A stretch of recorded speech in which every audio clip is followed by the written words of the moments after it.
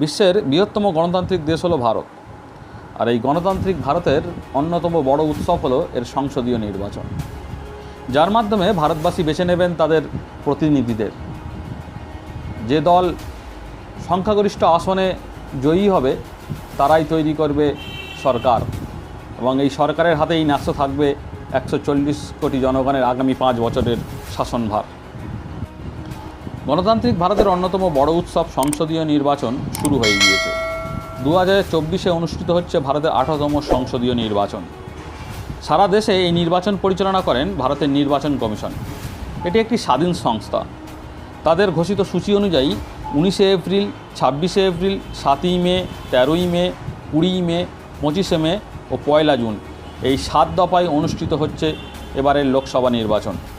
4ই June ঘোষিত হবে এর ফলাফল। এবার নির্বাচনে মোট ভোটারের সংখ্যা প্রায় 96 কোটি। তারাই বেছে নেবেন 543টি লোকসভা আসন থেকে কারা পার্লামেন্টে যাবেন। বেশ কয়েকটি জাতীয় দল, অনেক আঞ্চলিক দল ও প্রচুর নির্দল প্রার্থী এবারের লোকসভা নির্বাচনে প্রতিদ্বন্দ্বিতা করছে। তবে তাদের মধ্যে শাসক বিজেপির নেতৃত্বাধীন এনডিএ জোট এবং বিরোধীদের কংগ্রেস, তৃণমূল, ডিএমকে, সমাজবাদী পার্টি সহ বিরোধীদের ইন্ডিয়া জোট প্রধান প্রতিদ্বন্দ্বী হিসেবে ভাবা হচ্ছে। এবারের নির্বাচন হচ্ছে 543টি লোকসভা আসনে। সরকার গড়ার জন্য কোনো দলকে ন্যূনতম 272টি আসনের দরকার। সবচেয়ে বেশি আসন যে রাজ্য সেটা হলো উত্তরপ্রদেশ, আসন সংখ্যা 80টি। আমাদের রাজ্য পশ্চিমবঙ্গে লোকসভা আসনের সংখ্যা 42টি। এবারের নির্বাচনে সবচেয়ে ধনী প্রার্থী হচ্ছে কংগ্রেসের নকুল নাথ। তার সম্পত্তির পরিমাণ 716 কোটি টাকা। এবং সবচেয়ে দরিদ্রতম প্রার্থী হিসেবে ধরা হচ্ছে তামিলনাড়ুর থুটুকুডির নির্দল প্রার্থী পোনরাজ কে। নির্বাচন কমিশনের কাছে মনোনয়নপত্র জমা দিতে গিয়ে সম্পত্তির যে খতিয়ান তুলে ধরেছেন তিনি, সেই অনুযায়ী তার মোট সম্পত্তির পরিমাণ মাত্র 320 টাকা। নির্বাচন কমিশনের মতে প্রত্যেক ভোটই অত্যন্ত মূল্যবান, আর তারা দেশের যে প্রান্তে যে অবস্থাতেই থাকুক না কেন ভোটের বাক্সে তারা যাতে নিজেদের মতামত খুব সহজে ও মসৃণভাবে দিতে পারেন তার জন্য চেষ্টার কোনো ত্রুটি রাখা হবে না। ভারতের নির্বাচন কমিশনের ইতিহাসও বলে অতীতে তারা মাত্র একজন ভোটারের জন্য কিংবা দেশের প্রত্যন্ত কোনো প্রান্তে হাতে গোনা কয়েকজন ভোটারের কাছে পৌঁছানোর জন্য যে পরিমাণ মেহনত করেছে বা ঝুঁকি নিয়েছে তা প্রায় চোখ কপালে তুলে দেওয়ার মতো। স্বাধীনতার পর এই প্রথম ভারতে কোনো সাধারণ নির্বাচন হচ্ছে যাতে শ্যামশরণ নেগি ভোট দেবেন না। যারা এই নামটির সঙ্গে পরিচিত নন তাদের জানানো যেতে পারে শ্যামশরণ নেগিকে ভারতের প্রথম ভোটার হিসাবে স্বীকৃতি দেওয়া হয়। তিনি ছিলেন পার্বত্য রাজ্য হিমাচল প্রদেশের দুর্গম কল্প অঞ্চলের বাসিন্দা। 2022 সালের নভেম্বর মাসে 105 বছর বয়সে শ্যামশরণ নেগির মৃত্যু হয়। ভারতের উত্তর পূর্বাঞ্চলীয় রাজ্য মেঘালয়ের ওয়েস্ট জয়ন্তে হিলস জেলার এক প্রান্তে ভারত বাংলাদেশ আন্তর্জাতিক সীমান্ত ঘেঁষে রয়েছে কামসিং নামে একটি গ্রাম। দুর্গম ও পাহাড়ি গ্রামটিতে আজ পর্যন্ত বিদ্যুতের খাম্বা বসেনি। সৌর বিদ্যুতের কয়েকটি প্যানেলেই গ্রামবাসীদের ভরসা। গ্রামে বাস করে মাত্র 20-25টি পরিবার। পাহাড়ের কোলে পানের চাষ করেই তাদের রুজি চলে। এই অখ্যাত কামসিং গ্রামের কথা বলা হচ্ছে কারণ ভোটের সময় ভারতের সবচেয়ে প্রত্যন্ত বা দুর্গমতম প্রান্তে নির্বাচন কমিশনকে যে পোলিং বুথগুলো স্থাপন করতে হয় তার অন্যতম হলো এই কামসিং। কামসিং গ্রামে মোটর গাড়িতে চেপে পৌঁছানোর কোনো উপায় নেই, কারণ সেখানে কোনো রাস্তাই নেই। কামসিংয়ে পৌঁছানোর একমাত্র রাস্তা হলো সারিগোয়াইন নদী, যেটাতে বেয়ে ছোট সরু দেশি নৌকায় ঘণ্টাখানেক ধরে চলে তারপরে পৌঁছানো যায় এই গ্রামে।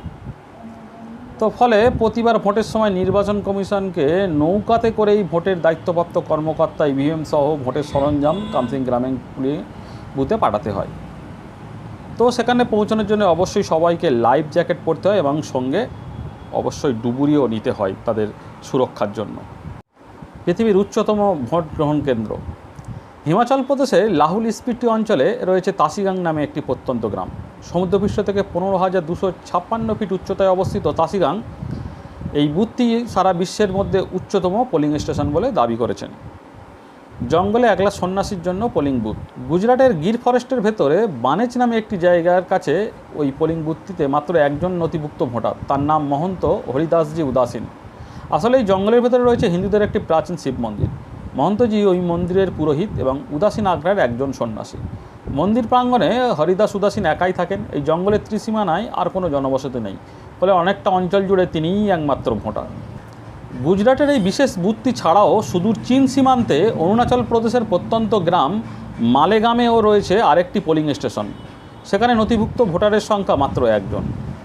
2019 সালে মালেগামের সেই একাকী ভোটারের জন্য পৌঁছাতে নির্বাচন কমিশনের কর্মীদের টানা 4 দিন ধরে দুর্গম পাহাড়ি রাস্তা আর খরস্রোতা নদী উপত্যকা পাড়ি দিতে হয়েছিল।